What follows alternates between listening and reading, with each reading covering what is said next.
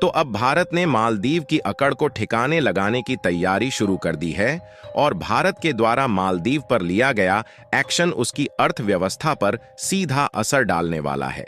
मालदीव के राष्ट्रपति ने जब से भारतीय सैनिक को निकालने की बात कही है, तब से भारत ने मालदीव के ऊपर कड़ा से कड़ा एक्शन लेना शुरू कर दिया है। हालांकि देखा जाए तो मालदीव की अर्थव्यवस्था पूरी तरह से भारत पर डिपेंड है, लेकिन इसके बावजूद भी मालदीव अपनी अकड़ से बाज नहीं आ रहा है और उसकी यह अकड़ मालदीव पर ही भारी पड़ रही है। और जब मालदीव की अर्थव्यवस्था बिगड़ने लगी है तो वह तुर्की और चीन जैसे देशों से मदद मांगते फिर रहा है। दरअसल हुआ यह है कि भारत ने मालदीव को सबक सिखाने की तैयारी एक बड़े कदम से शुरू की है।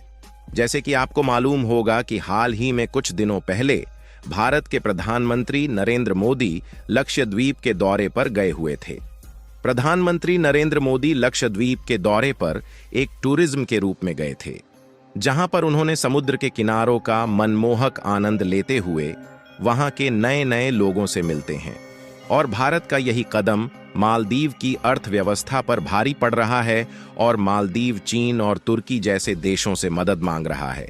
आपको बता दें कि मालदीव की जो ज्यादातर अर्थव्यवस्था है वह केवल टूरिज्म सेक्टर से ही बनी हुई है, और वह भी केवल भारत के बलबूते, क्योंकि भारत के ज्यादातर लोग मालदीव में छुट्टियां बिताने जाते हैं, जिससे मालदीव को काफी बड़ा फायदा होता है।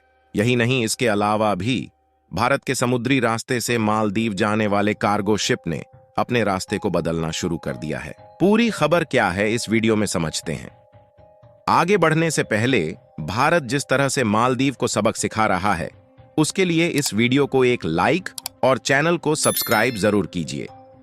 दोस्तों, मेन खबर यह है कि जब तक मालदीव के पुराने राष्ट्रपति थे, तब तक मालदीव और भारत का रिलेशन काफी अच्छा था और भारत से छुट्टियां मनाने के लिए लाखों की तादाद में टूरिज्म मालदीव घूमने जाया करते थे और मालदीव की पूरी अर्थव्यवस्था केवल भारत के ही बलबूते टिकी हुई थी। और मालदीव को जब भी किसी मदद की जरूरत पड़ती थी तो सबसे पहले भारत ही मालदीव को मदद पहुंचाता था। लेकिन जब से मालदीव के नए राष्ट्रपति मोहम्मद मुइज्जू हुए हैं, तो उन्होंने शुरुआती दौर में ही भारत के सभी सैन्य कर्मियों को बाहर निकालने की तैयारी शुरू कर दी है।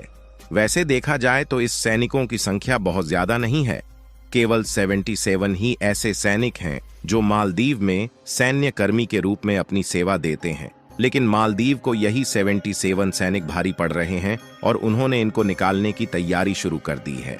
फिर भी मालदीव का यही कदम उस पर कितना भारी पड़ सकता है, मालदीव को इसका तनिक भी अंदाजा नहीं था। वैसे देखा जाए तो मालदीव में जो भी नए राष्ट्रपति या फिर प्रधानमंत्री बनते थे, वह सबसे पहले भारत के दौरे पर आते हैं। लेकिन मालदीव के नए प्रेसिडेंट मोहम्मद मुइज्जू सबसे पहले तुर्की की विदेश यात्रा पर गए थे और भारत के सबसे नजदीक होने के बावजूद भी वह भारत का दौरा नहीं करते हैं। और तुर्की के बाद मालदीव के राष्ट्रपति ने चीन से मिलने का अपना विचार बनाया है और भारत मालदीव की इन्हीं हरकतों से काफी ज्यादा नाराज है।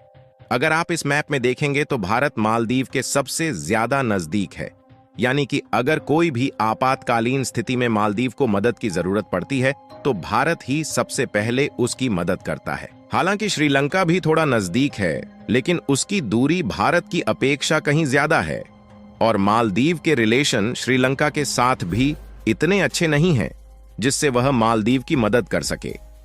एक रिपोर्ट के मुताबिक साल 2023 में लगभग 1 लाख से ज्यादा टूरिज्म मालदीव घूमने गए थे और आप इसी से अंदाजा लगा सकते हैं कि मालदीव की अर्थव्यवस्था में हम भारतीयों का कितना बड़ा योगदान है।